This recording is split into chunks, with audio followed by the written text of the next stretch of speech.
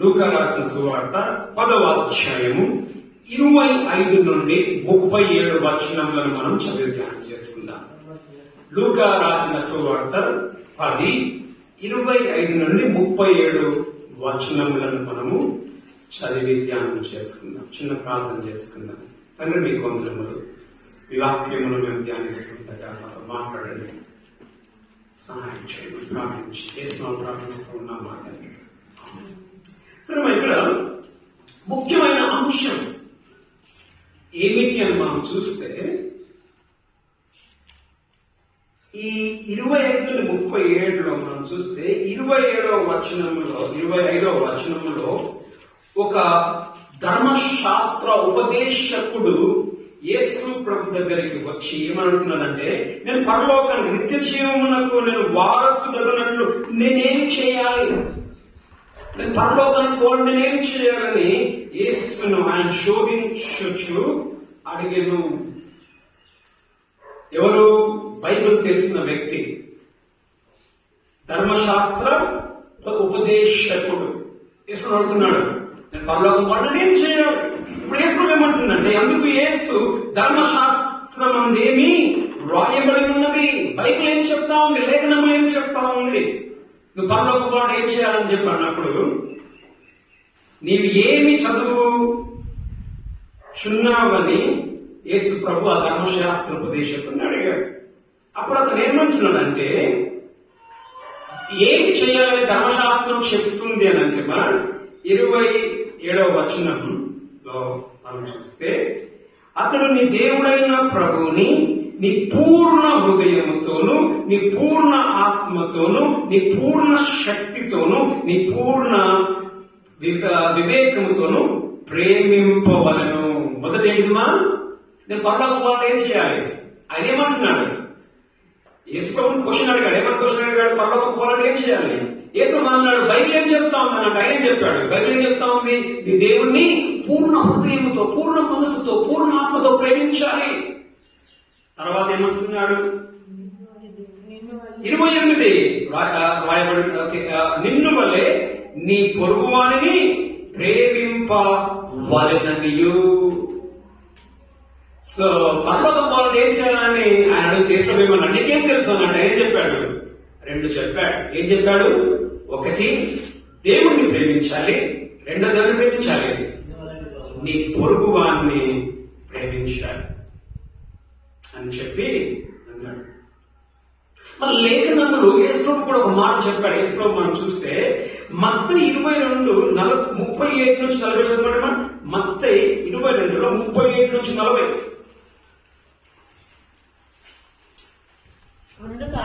అందుకు యేసు నీ పూర్ణ హృదయంతో, నీ పూర్ణ ఆత్మతోను, నీ పూర్ణ మనసుతోను నీ దేవుడైన ప్రభువును ప్రేమింపవలననిది ఇది ముఖ్యమైనది, మొదటి అయిన ఆజ్ఞ. నిన్ను వలె నీ పొరుగువాన్ని ప్రేమింపవలనని. మొదటి ముఖ్యమైన ఆజ్ఞ బైబిల్ అంతట్లో గొప్ప ఆజ్ఞ, ముఖ్యమైన ఆజ్ఞ ఏంటిది? దేవుణ్ణి ప్రేమించాలి. తర్వాత నిన్ను వలె నీ పొరుగువాన్ని ప్రేమింపవలనని. నిన్ను వలె నీ పొరుగువాన్ని ప్రేమింపవలనని. రెండవ ఆజ్ఞ. మొదటి ఆజ్ఞ ఏంటిది? దేవుణ్ణి ప్రేమించాలి. రెండవ ఆజ్ఞ ఏంటిది? నీ పొరుగువాన్ని ప్రేమించాలా? దాని వంటిదే ఈ రెండు ఆజ్ఞలు ధర్మశాస్త్రం అంతటికి ప్రవక్తలకును ఆధారమై ఉన్నవని. బైబిల్ అంతటి దేని మీద ఆధారపడుతుందా? 2 ఆజ్ఞలు. ఏం ఆజ్ఞలు అవి? 2 ఆజ్ఞలు. 1, దేవుని ప్రేమించు, నీ పొరుగువాన్ని ప్రేమించు. ఈరోజు వాక్య అంశము, నీవు నీ పొరుగువాన్ని ప్రేమిస్తున్నావా? నీవు నీ పొరుగువాన్ని ప్రేమిస్తున్నావా? కారణం ఏంటంటే, నేను ఆ రోజు హాస్పిటల్లో దగ్గర ఉన్నప్పుడు నాకు ప్రశ్న వచ్చింది, ఎంతమంది నిజంగా పొరుగువాన్ని ప్రేమిస్తూ ఉన్నారు?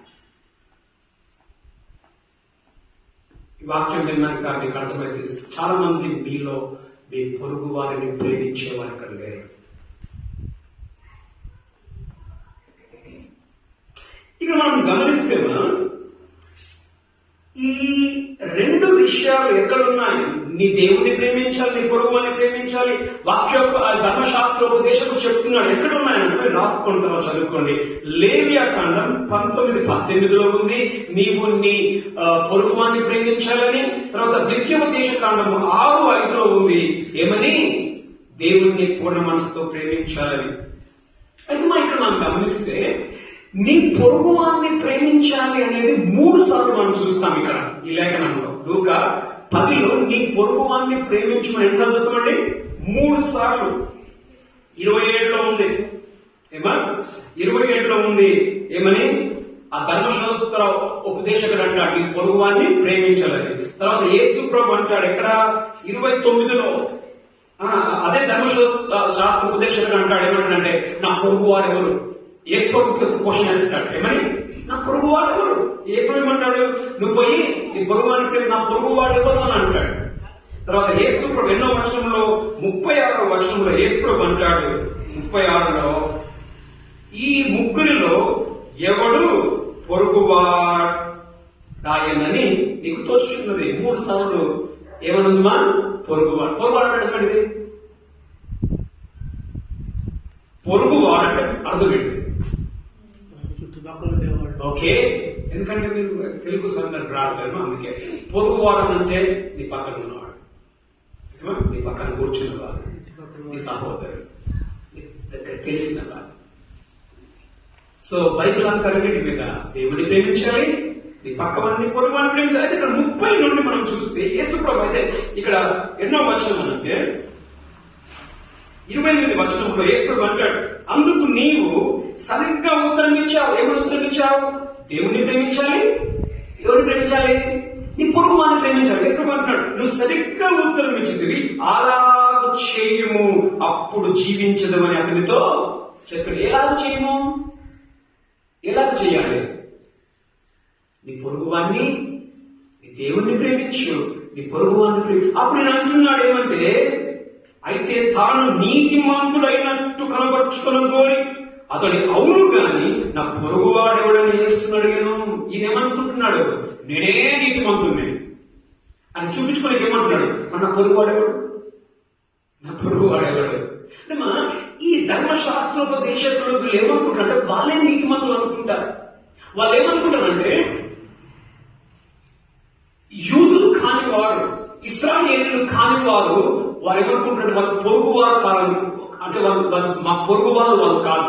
ఎందుకు? వాళ్ళు యూదులు కాదు, మాకు వాళ్ళ అవసరం లేదు, మా దగ్గర వాళ్ళే మా పొరుగువారు, మేమే నీతిమంతులం చూపించుకోవడానికి ఆయన ఏం చేశాడు, నా పొరుగువాడు. ఇప్పుడు యేసు ప్రభు ఉపమాన రీతిగా ఆయన చెప్తూ ఉన్నాడు 30 నుండి 37 వచనములలో. అందుకు యేసు చెప్పాను, ఒక మనుషుడు యెరూషలేము నుండి యెరికో పట్టణములకు దిగి వెళ్ళుచున్నాడు. ఒక మనుషుడు వెళ్తున్నాడు ఎక్కడికి? యెరూషలేము నుండి యెరికోకి. ఇది 27 కిలోమీటర్ల ప్రయాణం. యెరూషలేము నుండి యెరికోకి 27 కిలోమీటర్ల ప్రయాణం. 3,300 ఫీట్ పైకి కొండలతో అటు తిరుగుతూ ఉన్నట్టుగా ఉంటుంది. భయంకరమైన ప్రయాణం విధానమా, భయంకరమైన ప్రయాణం. ఒంటరిగా పోతే ఏమైతుంది, చాలా అపాయాలు ఉంటాయి.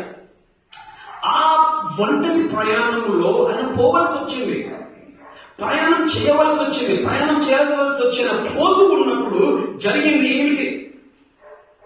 జరిగింది ఏంటమ్మా? 30 వచనంలో అతడు 30 ఒక మనుషుడు యెరూషలేము నుండి యెరికోకు దిగి వెలుచున్నచ్చు దొంగల చేతిలో చిక్కెను. ఏమదనమా? దొంగల చేతికి చిక్కేసుకున్నాడు. చిక్కి నప్పుడు ఏమైందంట, వారు అతని బట్టలు దోచుకొని అతన్ని కొట్టి కొర ప్రాణముతో విడిచిపోయేది. ఇప్పుడు గమనించండి, ఈ మనిషి ఎలాంటి పరిస్థితుల్లో ఉన్నాడు? చిక్కుకున్నాడమ్మా, ఒక యాక్సిడెంట్ లో చిక్కుకున్నాడు, ఒక కష్టంలో ఆయన చిక్కుకున్నాడు. కావాల్సుకొని చిక్కుకోలే, ఆ కష్టం అనుకోకుంటానికి వచ్చింది. ఈ కష్టం వచ్చినప్పుడు జరిగింది ఏంటిది? ఏమైందమ్మా? మొత్తం చూసుకున్నారు.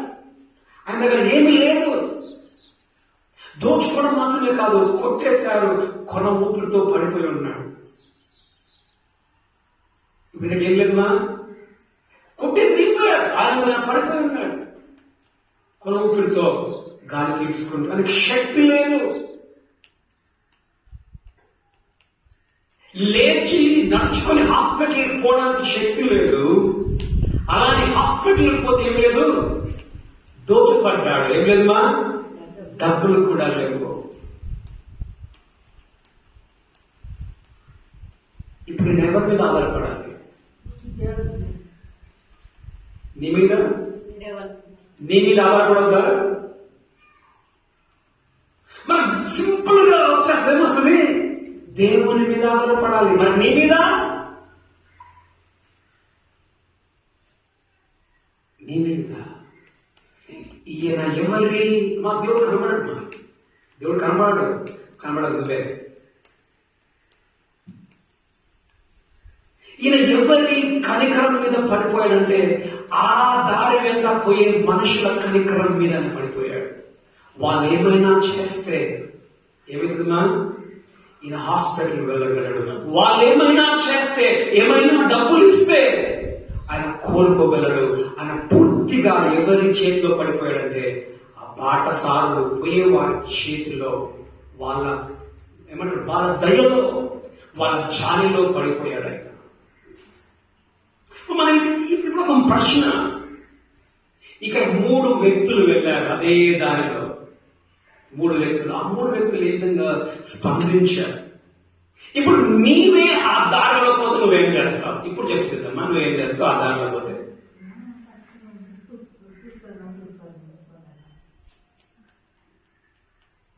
చూద్దాం, అది కూడా చూద్దాం, నువ్వేం చేస్తావు. బైబిల్ ఏమంటుందో. 3 వ్యక్తులు వెళ్ళారు. మొదట 2 వ్యక్తులు ఒక గుంపు, ఇంకో వ్యక్తి ఇంకో గుంపు. ఈ వాక్యం విన్న తర్వాత నువ్వే గుంపులో ఉన్నావో చూసుకో. 31 నుంచి 34లో మనం చూస్తాం, 3 వ్యక్తులు ఆ దారి గుండా పోయారు. ఈ 3లో 31 తర్వాత 32లో ఎవరు పోయారు? అప్పుడు ఒక యాజకుడు ఆ త్రోవలో వెళ్ళుట తటస్థించెను. యాజకులు ఎవరమ్మా? యాజకులు అంటే ఎవరు? యాజకులు అంటే ఇప్పుడు పాస్టర్. మీరు పోయి చూడండి పెద్ద పెద్ద చర్చిలలో, వేస్తారు, తెల్ల బట్టలు వేసి, పెద్ద టోపీ పెట్టి, బెల్ట్ కట్టి, వాళ్ళ ఇంటీరే ఒక మాదిరి ఉంటుంది. యాజకులు వాళ్ళమ్మా వేసే చర్చిలల్లా యాజకులు, వాళ్ళని పాదిరి అంటారు వాళ్ళని. ఇప్పుడు ప్రస్తుతం మీకు అర్థమైనట్లు నేను అనుకోండి, యాజకులు ఏం చేస్తారు? మా యాజకులు ప్రజలకి దేవుని గురించి బోధిస్తారు. యాజకులు ప్రజల పక్షంగా దేవునికి ఏం చేస్తారు? ప్రార్థన చేస్తారు. దేవునికి ప్రజల పక్షంగా బల్ల నడిపిస్తారు. మనం పోవద్దు, వీడే ఉండాలి, ఏమా బల్ల నడిపిస్తారు. ప్రార్థనలు, బోధనలు చేస్తారు. తర్వాత ఇంకొక మిత్రుడు ఉన్నాడు కింద, ఎన్నో వచనము 32. అలాగనే లేవీయుడు ఒకడు ఆ చోటికి వచ్చి, మొదట ఎవరు వచ్చిండవా? యాజకుడు అంటే పాస్టర్ వచ్చాడు. రెండోది కూడా వచ్చింది లేవీయుడు. మరి లేవీయుడు ఎవరు? గమనించి, యాజకులు ఎవరి నుంచి వస్తారంటే లేవీ గోత్రం నుంచి యాజకులు వస్తారు. ఓకే, లేవీ గోత్రం నుంచి యాజకులు వస్తారు. కానీ యాజకులు వచ్చేది లేవీ గోత్రంలో అహరోను వంశంలో నుంచి వస్తారు. అర్థమైందా? అహరోను వంశం నుంచి యాజకులు వస్తారు. మరి లేవీయులు ఏం చేస్తారంటే యాజకులకు సహాయం, హెల్ప్ చేస్తారు. ఈ మందిరంలో వాళ్ళు పోయి బలులను అర్పించి, వాళ్ళు దేవునికి నైవేద్యం చెల్లించినప్పుడు ఈ యాజకులు చేస్తుంటారు కదా. ఈ లేవీయులు యాజకులకు సహాయం చేస్తూ ఉంటారు. అంటే ఒక విధంగా లేవీయులు, యాజకులు ఒకే కేటగిరీ, అంటే మతపరంగా ఒకటే కేటగిరీ. ఈ లేవీయులు కూడా ప్రార్థన చేయొచ్చు. ఎవరి కొరకు? మనుషుల కొరకు. సో ఈ లేవీయులు ఇదొక గుంపు. తర్వాత మనం చూస్తాం సమరయుడు కూడా పోయాడు ఆ దారిలో. ఎన్నో వచనం? 33లో సమరయుడు పోయాడు. మరి సమరయుడు ఎవరు తెలుసా? సమరయుడు ఎవరు అంటే ఇశ్రాయేలీయులు సమరయుల్ని అసహించుకుంటారు. అందుకే మనం చూస్తున్నాం యోహాను సువార్త 4వ అధ్యాయంలో యేసు ప్రభు సమరయ స్త్రీ కలుస్తాడు బావి దగ్గర. కలిసినప్పుడు ఆ స్త్రీ ఏమంటది, మీరు మా నీళ్లు తాగరు కదా. అర్థమైందమ్మా, ఇశ్రాయేలీయులు సమరయుల్ని ఒక తక్కువ వారిగా చూస్తారు. ఎందుకు తక్కువ వారిగా చూస్తారంటే, సమరయులు ఎవరనంటే ఇశ్రాయేలీయులు అస్సీరీయులు కలిపి పుట్టిన వాళ్ళు సమరయులు. బైబిల్ ఏమంటుంది, ఇశ్రాయేల్ ఎవరిని పెళ్లి చేసుకోవద్దు, ఇశ్రాయేల్ని పెళ్లి చేసుకోవాలి. కానీ ఇశ్రాయేలీయులు సమరయ దేశంలో ఉన్నప్పుడు, సమరయలో నుంచి వాళ్ళు బయటికి వచ్చినప్పుడు చాలా మంది రాలే, అస్సీరియలో ఉండిపోయారు. అస్సీరియలో ఉన్నప్పుడు ఏం చేశారంటే, అస్సీరియలో ఉన్న వాళ్ళని పెళ్లి చేసుకున్నప్పుడు ఇశ్రాయేలీలకి అస్సీరియాలో ఉన్న వాళ్ళకి పుట్టింది ఎవరన్నా, సమరయులు. కాబట్టి ఇశ్రాయేలీలకు ఎవరు ఇష్టం లేదు, సమరయులు తక్కువగా, వీళ్ళు మాకు తక్కువ. సో ఈ సమరయులు కూడా మూడో వ్యక్తిగా మనం చూస్తాం. అయితే మొదటిదిగా 31వ వచనం చదవండి. అప్పుడు ఒక యాజకుడు ఆ త్రోవను వెళ్ళుట తటస్థించెను. అతడు అతనిని చూచి ప్రక్కగా పోయెను. వచ్చి చూచి ప్రక్కగా పోయాడు. 32వ వచనంలో కూడా మనం చూస్తాం, లేవీయుడు ఏం చేశాడు, అలాగే లేవీయుడు ఆ చోటికి వచ్చి చూచి ప్రక్కగా పోయి. ఇద్దరు కూడా మనం గమనించారా, ఇద్దరు ఆ దారిలో వచ్చారు, ఇద్దరు చూశారు, ఇద్దరు ఏం చేశారమ్మా, పక్కగా పోయారు. అర్థమేంటిది, తెలిసి తెలియనట్టు ఉండడం. తెలిసింది, ఏం తెలిసింది, చూచారు ఏమన్నా వాళ్ళకి చూచినట్టు అర్థమేంటమ్మా, తెలిసిందో లేదా, తెలిసినా కానీ వాళ్ళు ఏం చేశారు పక్కన నుంచి వెళ్ళిపోవడం. అర్థమేంటిది, తెలిసి తెలియనట్లు ఉండడం.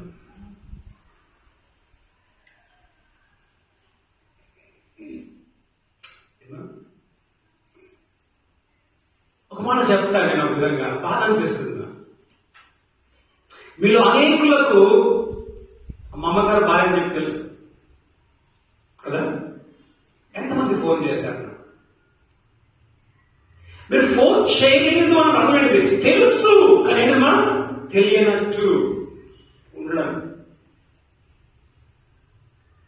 ఇదే గుంపు. కనీసం ఇప్పుడు ఒకవేళ చూడకపోతే తప్పేమండి, మీరు తప్ప. ఇప్పుడు చూడాలంటే ఏమి అర్థమైనది, వాళ్ళకి తెలియనప్పుడు వాళ్ళకి తప్పుండదు. తెలిసినప్పుడు నువ్వు తెలియనట్లు నటిస్తే అది చాలా పొరపాటు. నీ బాధ్యత ఏమిటి? ఏంటంటే నీ బాధ్యత? నీ బాధ్యత ఏంటిదంటే నీవు పట్టించుకోవడం నీ బాధ్యత. నీ పొరుగు వాడు బాధపడుతుంటే నీ స్పందన ఏ విధంగా ఉంది? అనేక సార్లు మనం తెలియనట్లు అనుకుంటాం. నీ పక్కనే ఉన్న ఇంకొక విశ్వాసి ఏదో కష్టంలో ఉంటది, నీకు తెలుసు కానీ తెలియనట్లు ఉంటా. అదా మా ప్రేమ? అదా ప్రేమ? ఇప్పుడు నేను ఒక మాట అంటాను, పాస్టర్కే నువ్వు ఫోన్ చేయలేకపోతే నువ్వు విశ్వాసికి ఫోన్ చేస్తావు, ఏం గ్యారంటీ? చేయలేదు. చాలా మంది ఫోన్ చేయలేదు. అమ్మా ఎట్లున్నారు అన్న, ఏ విధంగా మీరు బాధలో పొందుతూ ఉన్నారు, ఏ విధంగా అమ్మ ఆరోగ్యం ఉంది. నువ్వు నీ సేవకుడికే నువ్వు ఫోన్ చేయలేదనంటే నువ్వు నీ పక్కనున్న నీ విశ్వాసికి నువ్వు ఫోన్ చేయలేవు. నువ్వు పట్టించుకోవాలి. మనం పట్టించుకోము.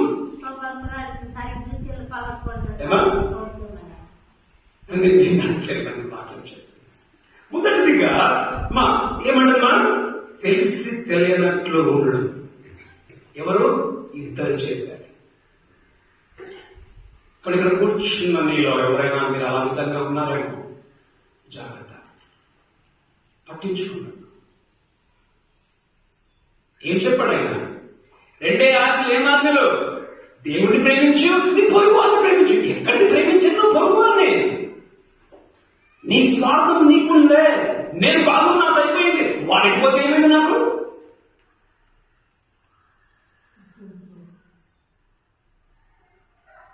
తెలిసి తెలియనట్టుండడం.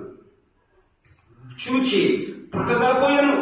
తర్వాత 31, 32 మళ్ళా చూస్తే వాళ్ళు ఏం చేస్తా? తెలిసి తెలిసి పట్టించుకోకపోవడం. మొదట తెలిసి తెలియనట్లు ఉండడం, రెండవది తెలిసి చెప్పండి అమ్మా పట్టించుకోకపోవడం.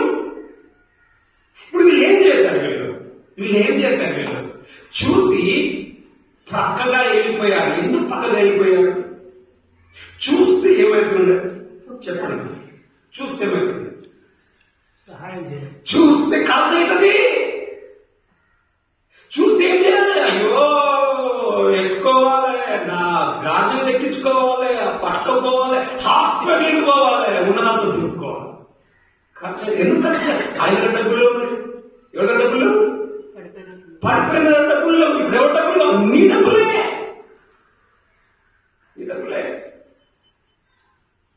కదా తెలిసి పట్టించుకోకపోవడం. పరిస్థితి తెలుస్తుంది, అనేకుల పరిస్థితి. నీ సంఘంలో, నీ గ్రామంలో కదా ఫలానా వాళ్ళకి పరిస్థితి తెలుసమ్మా. నీకు తెలుసు, నీ పరిస్థితి నీకుంది, ఆయనకు లేదు. ఏం చేస్తాము? నాకేం పట్టింది, నాకైతే ఉంది కదా. వాళ్ళ జోలికి పోతే ఏమవుతుంది? నేను ఖర్చు చేయాలి. నేను పోకపోతే మంచిదయ్యింది. ఎందుకో నేను పోతే నేను పట్టించుకోవాలి.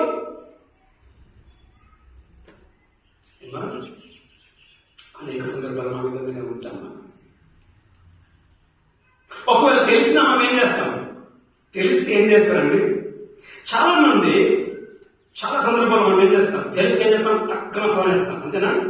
ఫోన్ చేసి ఏం చెప్తారు? ఏమంటాం? మాట్లాడతాం. ఎలా ఉంది? మాట్లాడతాం. ఇంకేమంటాం? మేము ప్రార్థన చేస్తాం మీ కొరకు, దేవుడు మిమ్మల్ని చూసుకుంటాడు. ఇప్పుడే మనం దేవుడు చూసుకుంటాడు. మనం ఎప్పుడు చూసుకునేది?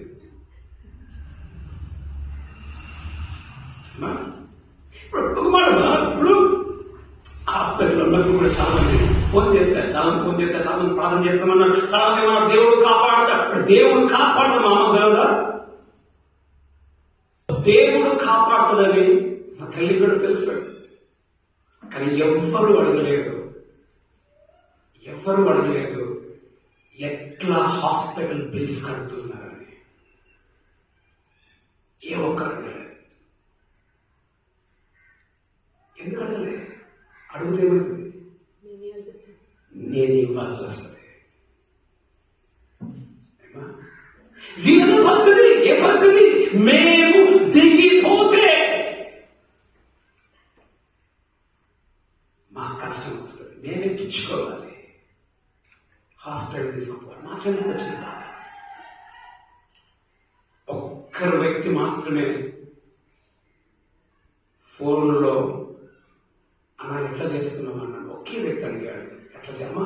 ప్రతిరోజు 12,000 రూపాయల ఖర్చు, చేతిలో రూపాయి లేదు.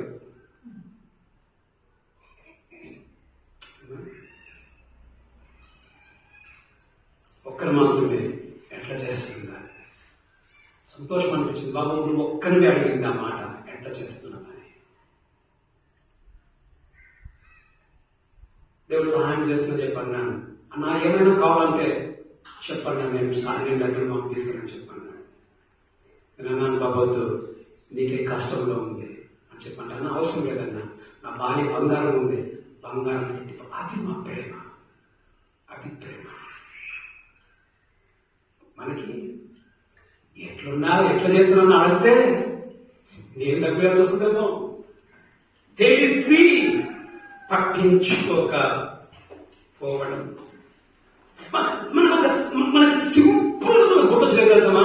చాలా మంది ఫోన్ చేసిన వాళ్ళు, అది ఎవరెవరో పాస్టర్లు ఫోన్ చేశారు. మా నాన్నతో పనిచేసిన పాస్టర్లు, మా నాన్న పనిచేసిన ఊర్లో ఇప్పుడు దగ్గర 4-5 సంఘాలు ఉన్నాయి. ఆయన దగ్గర ఇప్పుడు 40 సంవత్సరాల కింద సేవ చేసిన ఆ జాగాలో 4 సంఘాలు దగ్గర 600 మంది విశ్వాసం ఉన్నారు. వాళ్ళందరూ ప్రతిరోజు ఫోన్ చేసి అడగడమే, అమ్మెట్లుంది. వాళ్ళకి తెలుసు మా అమ్మ నాన్న ఏ రోజు కూడా దేవుడు ఆ పూటకే వాళ్ళు బ్రతికించాడు.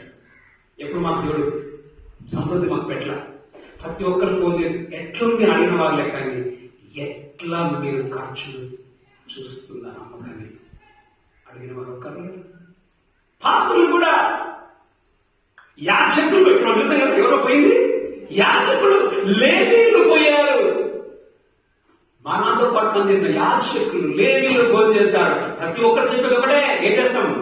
మేము ఏం చేస్తాము? ఎవరికి కావాలండి ప్రార్థన?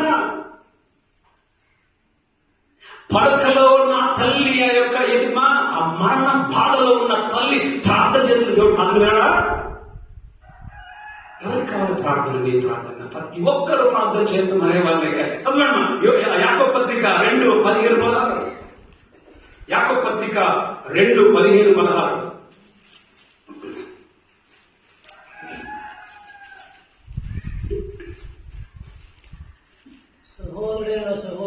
సహోదరుడు అయినా సహోదరి అయినా దిగంబరుడై ఆనాటికి భోజనం గమనించండి. బట్టలు లేవు వాడికి సరిగ్గా, మీకు బట్టలు ఉన్నాయి, వాళ్ళకి భోజనం లేదు. ఆనాటికి దిగంబరుడై ఆనాటికి భోజనము లేక ఉన్నప్పుడు మీలో ఎవడైనాను శరీరములకు కావలసినవి వాటిని ఇయ్యక, జాగ్రత్త వినండి, మీలో ఎవడైనాను వానికి బట్టలు లేనప్పుడు బట్టలు వానికి ఇవ్వక సమాధానముగా వెళ్ళుడి. ఎట్లా బట్టలు ఇవ్వవు, నువ్వు ఏమంటావు? సమాధానం వెళ్ళుడి, చలి కాచుకోండి. ఏంటి దుప్పటి లేకుండా నేను చలి కాసుకో? ఏంటి మా కథ అర్థం కాదు. నువ్వు దుప్పటికి చలి కాచుకోమంటావా? దుప్పటి ఇవ్వకుండా చలి కాచుకోమంటావా? ఏమన్నా దుప్పటి ఇచ్చి చలి కాచుకోమంటావా? దుప్పటి ఇవ్వకుండా చలి కాచుకోమంటావా? మనలో చాలా మంది దుప్పటి ఇవ్వకుండా చలి కాచుకోమని చెప్పారు ఆ కాలంలో. నేను ప్రార్థన చేస్తే నీ ప్రార్థన ఎవరు కావచ్చు? నువ్వు దుప్పటి ఇవ్వకుండా నీ ప్రార్థన ఏం పని చేస్తుంది? దుప్పటి ఇవ్వు, ప్రార్థన చేయి. చీప్ ఏంటి మా చీప్? ప్రార్థన చీప్ మా మనకి. నేను ప్రార్థనిస్తాయి దులిపేస్తాను, ప్రార్థన చేసి దులుపుకుంటావు, కానీ నీ దుప్పటి తీసి ఇచ్చినకే నా దుప్పటి పోతుంది. నీ దుప్పటి పోవద్దు, కానీ ప్రార్థన మాత్రం సింపుల్. ఓకే, చలి కాచుకోండి, తృప్తి పొందుదని వాడితో కడుపు మాడతా ఉంది అక్కడ. నువ్వు భోజనం పెట్టు, ఏమంటావు? తృప్తి పొందు. చాలా మంది బ్రతుకులే పాస్టర్లు కూడా అట్లాంటి వాళ్ళేమో. ఇప్పుడు యాజకులకి ఏమొస్తాయేమో? దశలాగా వస్తారా? యాజకులు డబ్బు బాగుంటుందా కదా? మరి దిగిపోయి ఎవరు చేస్తే ఏమవుతుంది? యాజకులు మానాంతో పనిచేసిన చాలా మంది ఫోన్ చేసి ఏ ఒక్కరు అడిగింది లేదు. ఏమని ఎట్లా ఖర్చులు అయితే మా లక్షలకు ఉన్నవాళ్ళు ఉన్నారు. మా నాన్న చేసిన పాస్టర్, మా నాన్న చేసిన పని వాళ్ళు ఒక్కరు అడిగిన వాళ్ళు లేరు. ఏ విధంగా అనుకుందాం అన్నమాట. ఇప్పుడు ఇదే మనిషి ఫస్ట్ పోయింది ఎవరమ్మా? యాజకుడు కదా. ఇప్పుడు ఇదే మనిషి కొనుగోపుడుతూ ఉంటున్నాడు. యాజకుని చూసి గుర్తుపట్టాడు. అయ్యా పాస్టర్ అయ్యా, దశంభాగం తీసుకొని ప్రార్థన చేసుకోమంటే పోతాడు. అప్పుడు పోతాడు. ఎందుకు? దశంభాగం వస్తుంది కదా. మన దశంభాగం ఏం చేస్తా? జేబు వేసుకొని దేవుడిని బాగా పెడుతుంది, ప్రాణం చేస్తా. నువ్వు జాబు, నేను ప్రాణం చేస్తా. డబ్బులు తీసుకుంటారు, కానీ ఆ డబ్బులను ఎవరు ఖర్చు చేయమా? విశ్వాసుల మీద ఖర్చు చేయరు.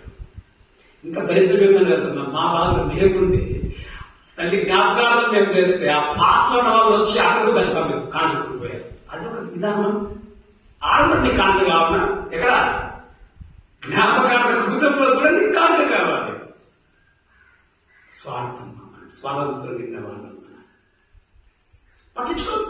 మళ్ళా వాగ్దానం ఏ వాగ్దానం అన్నా? కడుపు నిండా తృప్తి పొందు. దేవుడిని బాగుపడిన ప్రార్థిస్తామా? దయ్యాన్ని కూడా తెలుసు మా దేవుడు బాగు చేస్తారని చెప్పేసి. చదవండి మత్తయి రాసిన సువార్త 4:5-7.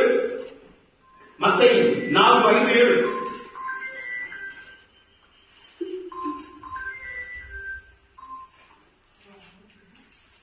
అంతటి అపవాది పరిశుద్ధ పట్టణములకు ఆయన తీసుకుని పోయి, యేసు ప్రభుని సైతాన్ని తీసుకుని పోయేమంటున్నాడు. దేవాలయ శిఖరంలో ఆయన నిలవబెట్టి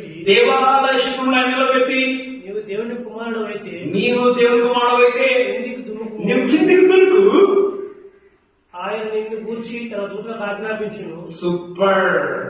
ఎవరమ్మంటున్నారు? సాతాను ఏమంటున్నాడు? యేసు సాతాను ఏమంటున్నాడు? నీకేం కాదు, నిన్ను పట్టుకుంటాడు. చెప్పేది ఎవరమ్మా? మా వ్యక్తిగత సాతాను చెప్తున్నా నీకేం కాదు. మనం అదే మాటలు చెప్పే మాటలు నీకేం కాదు. మా దయ్యాన్ని కూడా తెలుసు వాక్యం. మనం ఏమంటాం, నేనే నీతి మంత్రులు, నాకే బాగా తెలుసు. నీ వాక్యం ఏమో నీకు కావాలి, నీ వాగ్దానం ఎవరికి కావాలి. దేవుడు బాగా చేస్తాడని దయ్యానికి కూడా తెలుసు అమ్మా, దేవుడు బాగా చేస్తాడని. మొదట మనం తెలుసుకున్నాం ఏంటిమా? తెలిసి తెలియనట్లు ఉండడం. రెండవది తెలిసిన పట్టించుకోకపోవడం. ఒక్క వ్యక్తి మాత్రం, నేను చెప్తాను ఏమనుకోండి, సమయం అవుతున్నా కానీ ఒక్క ఆయన మాత్రం నేను ఫోన్ చేశాను, మా అన్న చాలా దగ్గర, ఆయన యాజకుడే. నేను సాధ్యమంగా నేను ఎవరు అడగలేదు. మీకు అందరూ తెలుసు, సంఘంలో ఏ ఒక్కరికి నేను ఫోన్ చేసి అమ్మా డబ్బులు కావాలని అడగలేదు. ఒక్కరిని మాత్రమే అడిగాను, అది కూడా వాళ్ళ దగ్గర ఉందని చెప్పి. అది కూడా క్లిష్టమైన పరిస్థితిలో ఒక్కతను అడిగినప్పుడు అతను ఏం చేశాడంటే, మన దగ్గర ఇవ్వని చెప్పి అన్నాడు. బాగా తెలుసు అమ్మ, పర్లేదు అని చెప్పాను. కానీ దేవుడు తక్కువ చేయలేదు. దగ్గర 1,70,000 వరకు దేవుడు సహాయం చేశారు. నేనే చెల్లించాను మా అమ్మ కొరకు. ఎప్పుడైతే అమ్మ చనిపోయిందన్న మాట విన్నాడో 2 రోజులతో ఆయన 2 రోజులకు ఫోన్ చేసిండు. చాలా బాధపడ్డాడు, నువ్వు నేనేం చేయలేదు,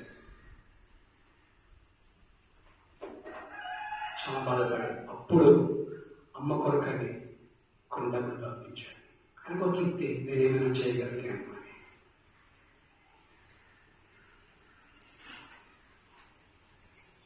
మనం చూసుకున్నాం. నీవు ఇప్పుడు రెండో పాట మనం చూస్తాం. రెండో వ్యక్తి, మొదటి వ్యక్తి ఎవరమ్మా? యాజకుడు ఇంకా లేవీయులు. వీళ్ళకి ఏమి లేదమ్మా? వీళ్ళకి ప్రేమ, పొరుగు వారిని ప్రేమించిన వారు కారు వీళ్ళు. ఇప్పుడు ఒక వ్యక్తి, చివరి వ్యక్తిని మనం చూస్తాం. 33 నుండి 35 వచనం చదవడం. 34 33 చూడండి. అయితే ఒక సమరయుడు పోవచ్చు పడి ఉన్న చోటికి వచ్చి అతనిని చూచి. ఇప్పుడు గమనించండి, యాజకుడు చూచాడు, లేవీయుడు చూచాడు, మూడో దేవుడు చూసామా? సమరయుడు కూడా చూచాడు. కానీ చూచినప్పుడు ఏం చేశాడంటమా? 34 వచనం, చూచి అతని మీద జాలిపడి. ఏంటిమా? జాలిపడి. ఇంగ్లీష్ లో కంపాషన్ ఉందమ్మా?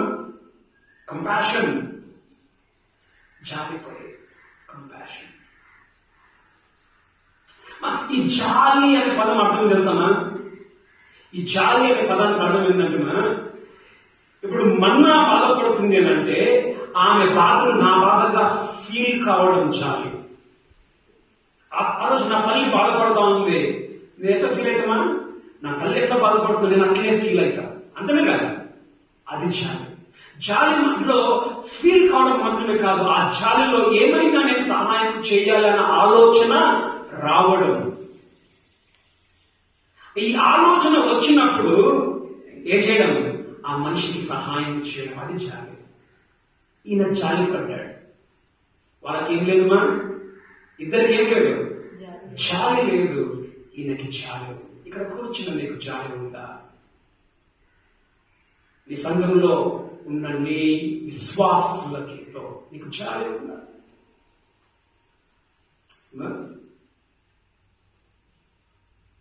ఇప్పుడు ఈయన ఎందుకు జాలి పడ్డాడు? ఎందుకు జాలి పడ్డాడు? ఇప్పుడు జాలిపడి ఏం చేస్తాడ? ఆయన దగ్గరికి వెళ్ళాడట. జాలిపడి దగ్గరికి పోయి నూనెయు ద్రాక్షారసమును పోసి అతని గాయములను కట్టి. ఎందుకు కట్టాడు? ఎందుకు చూడండి, జాలి పడ్డాడు కాబట్టి ఇవన్నీ పనులు చేశాడు. ఎందుకు చేశాడు ఇవన్నీ? ఎందుకు చేశాడంటే ఆ మనిషికి ఆ శక్తి లేదు కాబట్టి. మా శక్తి లేకపోతుంది నీ అవసరం, శక్తి ఉంటే నీ అవసరం లేదు.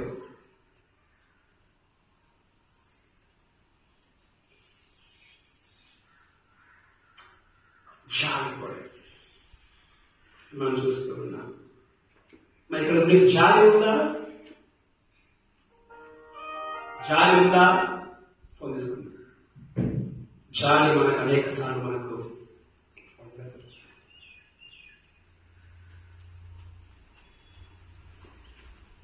మరి ఒక మాట, ఇప్పుడు నువ్వు ఊరికనే మనిషితో ఉండి తిండి లేకుండా ఉండి నువ్వు కడుపు నిండా ఉండు పనిచేస్తుందా?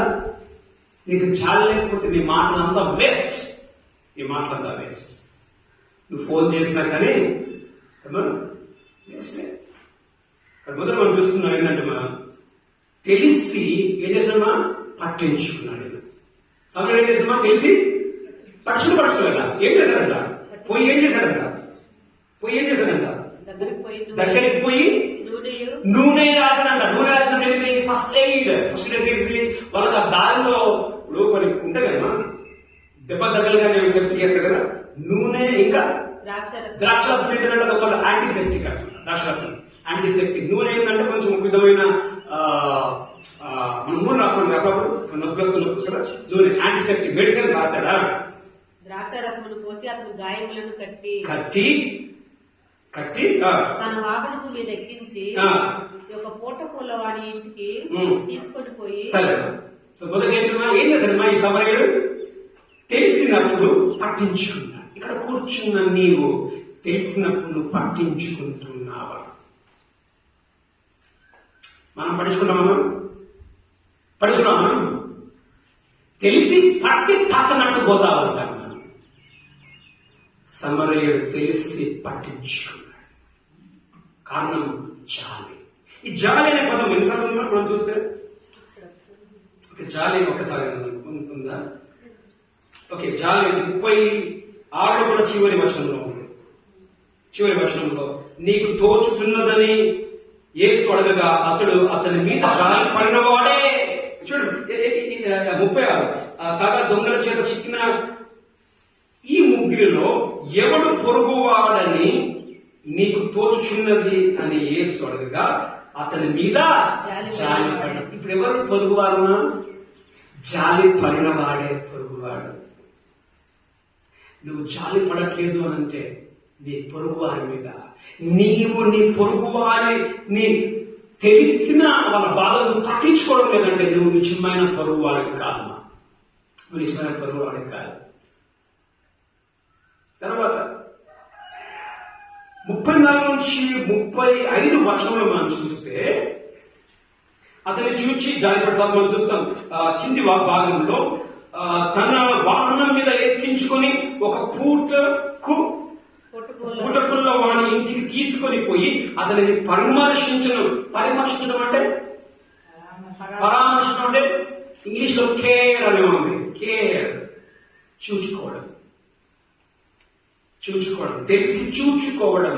మొదట తెలిసి పట్టించుకోవడం, రెండోది తెలిసి చూచుకోవడం. చూసుకోవడం ఏంటిది? ఆయన్ని హాస్పిటల్కి తీసుకొని పోయాడు. ఆయనని పట్టించుకున్నాడు. ఎట్లా పట్టించుకున్నాడంట? మరణానంతరం 2 దేనారములు తీసి ఆ పూటకూల వానికి ఇచ్చి 2 దినాలు ఇచ్చాడంట. డబ్బులు ఇచ్చాడు. ఎవరికి? ఆ హాస్పిటల్లో ఆ లాడ్జ్ అతనికి డబ్బులు ఇచ్చాడు. 2 దినాలు అంటే ఎంత తెలుసా? 2 దినాల కూలి. 2 దినాల కూలి ఇచ్చాడు. ఎందుకు వచ్చింది 2 దినాల కూలి? ఎందుకు ఇవ్వవలసి వచ్చింది 2 దినాల కూలి? కారణం ఏంటి? మా గాయత్రి జాలి. ఆ జాలి ఉండే కాబట్టి ఆ 2 దినాలు ఇవ్వవలసి వచ్చింది. తర్వాత మనం చూస్తాం 35లో కూడా ఏమంటున్నాడు? మర్నాడు 2 దినాలు తీసి పూటకుల వానికి ఇచ్చి ఇతన్ని పరామర్శించుము. ఈయన పట్టించుకున్నాడు. నేను పోతున్నాను, మీరు చూసుకోండి అంతేమంటున్నాడు. నేను ఇంకేమైనా ఖర్చు చేసినలా, నీవింకేమైనా ఖర్చు చేసినలా నేను మరలా వచ్చినప్పుడు అది మీకు తీర్చదనని అతనితో చెప్పగా ఏమంటున్నాడు? ఇప్పుడు డబ్బులు ఇస్తున్నా, నేను బయటికి ఊరిపోతున్నా, నేను మళ్ళా వస్తా, ఇంకేమైనా ఖర్చు అయితే ఆ ఖర్చుకు నేనే కడతా. ఆ ఖర్చుకు నేనే కడతా. ఎంతమందికి ఆలోచన వస్తుందమ్మా? ఎవరైనా బాధలో ఉంటే ఎంతమందికి వస్తుందమ్మా ఈ ఆలోచన? మనకు రూపాయి పోవద్దమ్మా. లక్షలు నీకున్నాయి, రూపాయి పోవద్దు, రూపాయి ఖర్చు కావద్దు. ఏం చెప్తావు? నేను రూపాయి ఇచ్చేలే నీకు అసలు ప్రార్థన మాత్రము చేస్తా.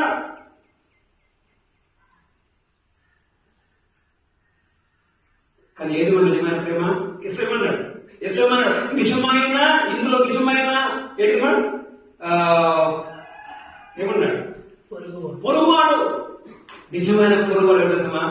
జాలి పడిన వాడే, చూచుకుని వాడే నిజమైన పొరుగువాడు.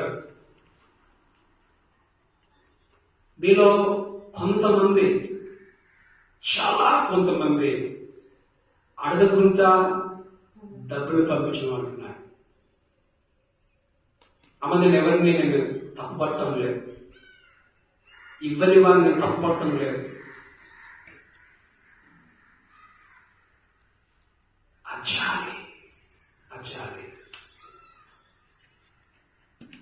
నంజకు బాగాలేకుండే, నంజకు ఇంట్లో ఉండే 3 రోజులు తీసుకుపోవడానికి ఎవరు లేరు, మాకు శక్తి లేదు. డబ్బులు లేనప్పుడు అర్థమ మాట ఉన్నది, నా బంగారం పెట్టి ఆయన హాస్పిటల్ తీసుకుపోదాంపా అని చెప్పేసి.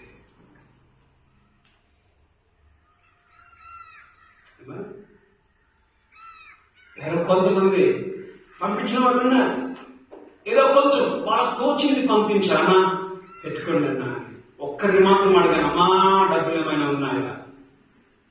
వాళ్ళు ఏమని చెప్పి అన్నారు. తర్వాత వాళ్ళ పిల్లలు వాళ్ళు కలిసి 20,000 రూపాయలు పంపించారు. ఎందుకు పంపించారమ్మా? జాలి.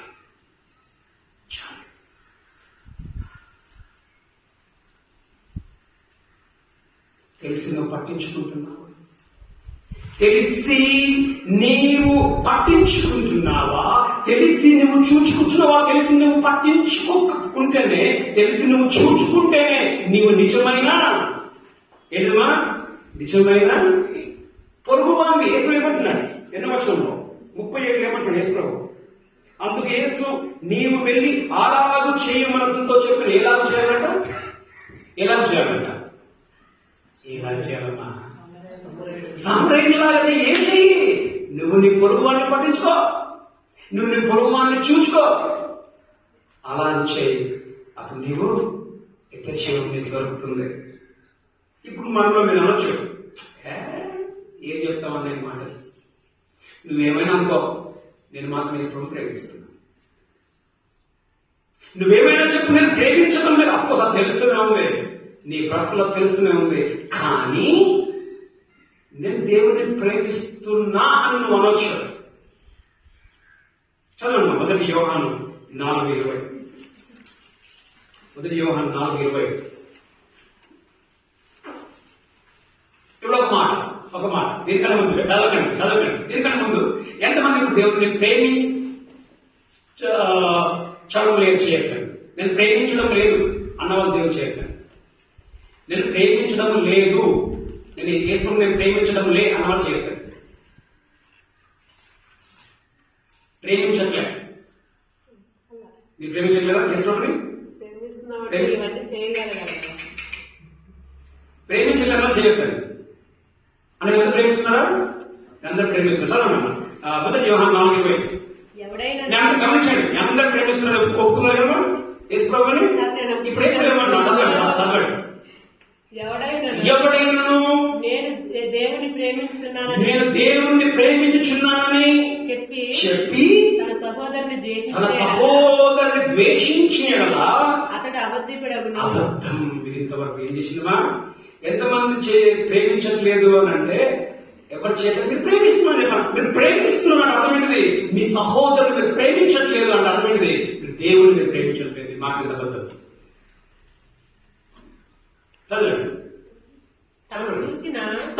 గమనించండి, తాను చూచిన తన సహోదరుని ప్రేమింపని వాడు చూడని దేవుని ప్రేమింపలేడు.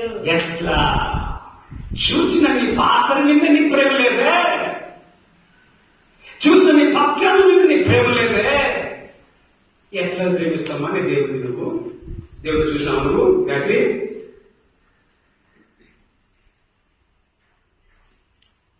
మాట చెప్తావు దేవుడు బాగా ప్రేమ అన్నాను, బాగా ప్రేమ. దేవుడే మాట బిడ సొల్లు మాటలు మాట్లాడు, మొత్తం అబద్ధమే. నీ తక్కువడే నీకు ప్రేమ లేదు, చూస్తున్న వాళ్ళని ఎందుకు పట్టించుకో?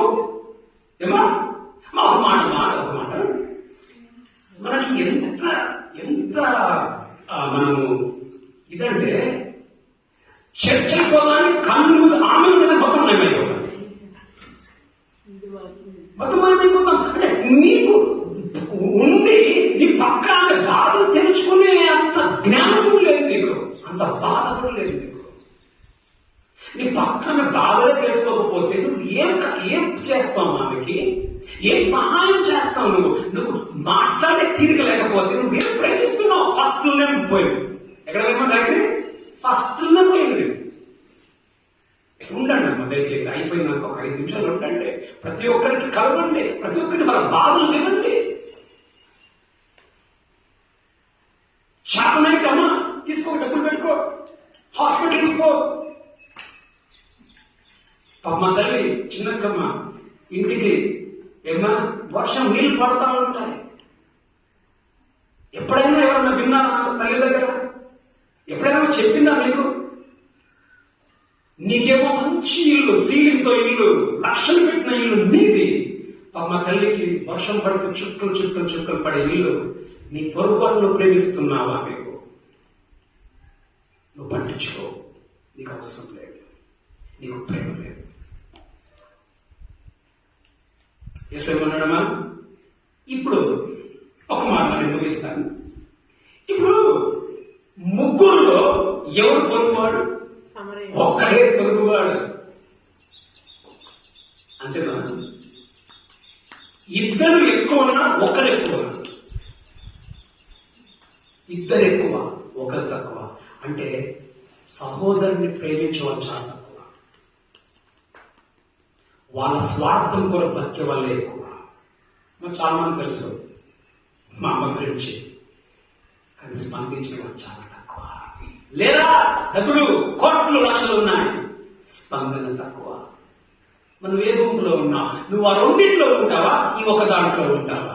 ఎంతమందికి 2 కావాలి?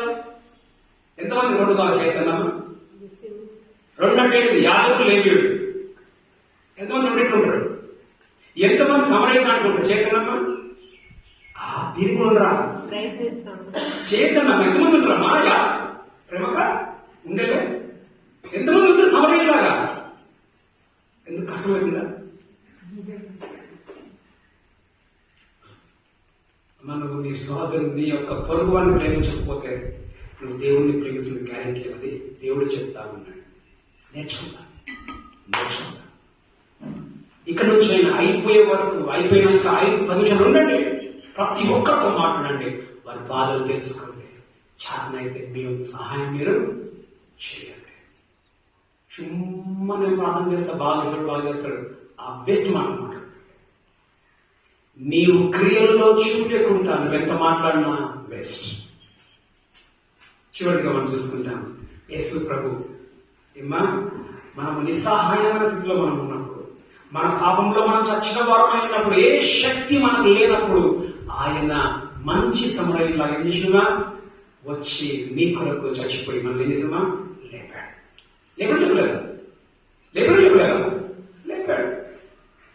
ఆయన మనం లేపినప్పుడు మనం వేరే లేపొద్దా? మనం లేపుతాం. ఆ వాక్యాన్ని మనం విన్నాం. ఇద్దరు ఏం చేశారమ్మా? ప్రేమ లేదు వాళ్ళకి. ప్రేమ లేని ఇద్దరు ఏం చేశారమ్మా? తెలిసి తెలియనట్లు ఉన్నారు. ఇక నుంచి నీ స్టాండ్ ఏది? ఇంకా అట్లే ఉంటావా? తెలిసి తెలియనట్లు. రెండోది తెలిసి పట్టించుకోలేదు, నువ్వు ఇంకా తెలిసి పట్టించుకోకుండానే ఉంటావా? లేకపోతే సమరయులాగా నీ సహోదరుని ప్రేమించేవాళ్ళలాగా నీవు తెలిసి పట్టించుకుంటావా? తెలిసి చూసుకుంటావా? కలుగుతున్నా దేవుని వాక్యం మనం విన్నాం.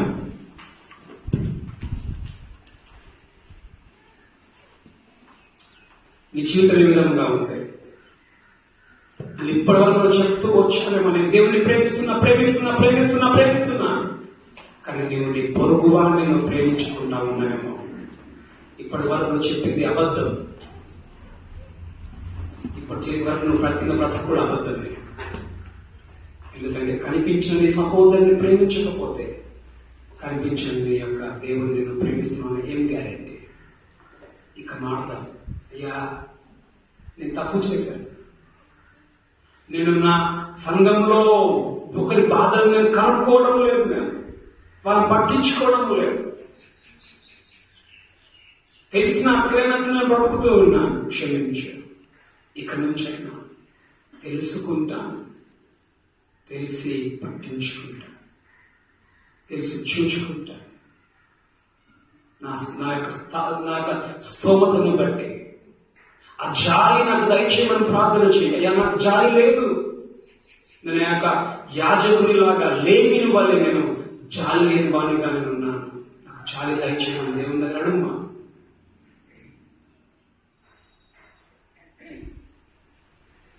ఒక నాణానికి ఏ విధంగా అయితే అటువైపు ఇటువైపు రెండు రాత్రి ఉన్నప్పుడు ఏ విధంగా మనకు చెందుతుందో, దేవుని ప్రేమ ఒకవైపు, సహోదరుని ప్రేమ, పొరుగు అని ప్రేమ ఒకవైపు, రెండు లేకపోతే చెల్లదు ప్రేమ, రెండు ఉండాలి.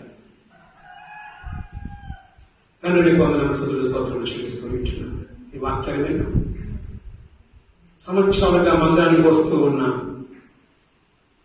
స్వార్థముతో నిండిపోయాం. మా బ్రతుకు చూస్తాం, తెలుసు కానీ పట్టించాం. తెలియనట్టే మేము ఉంటాం, ఎందుకు? తెలిస్తే ఏమైనా చేయాలి. స్వార్థం, తెలుసు కానీ పట్టించుకోం, ఎందుకు? ఖర్చు అవుతుంది మాకు. కానీ ప్రభు మంచి సమరయుడు, ఆయనకు తెలిసింది పట్టించుకున్నాడు, ఆయనకు తెలిసింది చూచుకున్నాడు. ఆయనలాగా మేము మేము పట్టించుకునే వారముగా, మేము సాధ్యమైతే మా స్తోమతను బట్టి మాకు ఉంటే మేము ఇతరులకు సహాయం చేసేవారముగా ఉన్నట్లుగా మాకు సహాయం చేయండి. ఇతరుల బ్రతుకులు క్షమించమని ప్రార్థిస్తాం. నీకే వందనములు స్తుతులు చెల్లించి ప్రభువును రక్షణ యేసుక్రీస్తును ప్రార్థించి వేడుకొనుచున్నాం మా ప్రియపూర్వక తండ్రి. ఆమేన్. తండ్రి యొక్క కుమారుని యొక్క పరిశుద్ధాత్మ అన్య సహవాసం పురుషులందరికీ ఇప్పుడు నేను ప్రస్తుతాకాలంలో మంచి సమరైన వారి మన పొరుగు వారిని ప్రేమించడానికి సహాయం చేసినట్టు